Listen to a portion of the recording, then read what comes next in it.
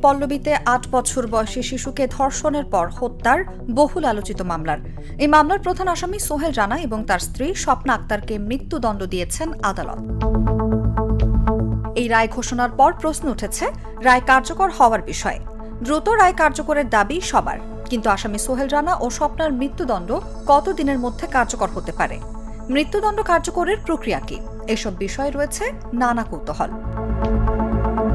বিচারিক আদালত কোনো ব্যক্তিকে সর্বোচ্চ শাস্তি মৃত্যুদণ্ড দিলেই তা কার্যকর করা যায় না।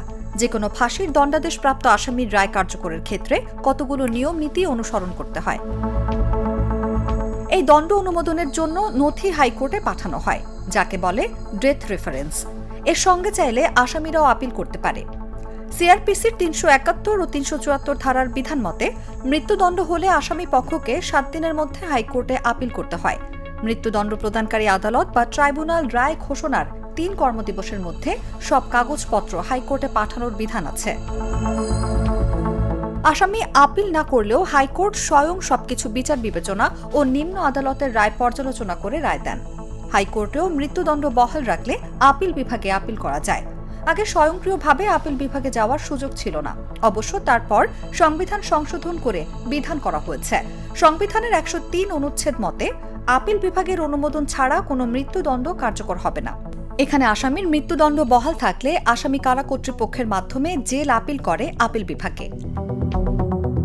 একই সঙ্গে নিজস্ব আইনজীবীর মাধ্যমে চাইলে করতে পারে নিয়মিত আপিলও। এই দুই আপিলের মধ্যে আইনজীবী উপস্থিত না থাকলেও জেল আপিলের শুনানি নিয়ে তা নিষ্পত্তি বা খারিজ করেন সর্বোচ্চ আদালত। আইনজীবীরা শুনানি করেন মূলত নিয়মিত আপিলের। সাধারণত এই দুই আপিল একসঙ্গে শুনানি হয়, না হলেও তাতে আইনের ব্যত্যয় হয় না। আপিল খারিজ হলে আসামি চাইলে রিভিউ আবেদন করতে পারে। তা খারিজ হলে রিভিউর রায় পাঠানো হয় স্বরাষ্ট্র মন্ত্রণালয়, হাইকোর্ট, ঢাকা কেন্দ্রীয় কারাগার, সংশ্লিষ্ট জেলা প্রশাসকের কার্যালয়, সংশ্লিষ্ট বিচারিক আদালত ও সংশ্লিষ্ট কারাগারে। আসামির সর্বশেষ পদক্ষেপ হিসেবে সংবিধানের ৪৯ অনুচ্ছেদ ও জেল কোডের ৯৯১ বিধি মতে মহামান্য রাষ্ট্রপতির কাছে ক্ষমা ভিক্ষা করার সুযোগ পাবে।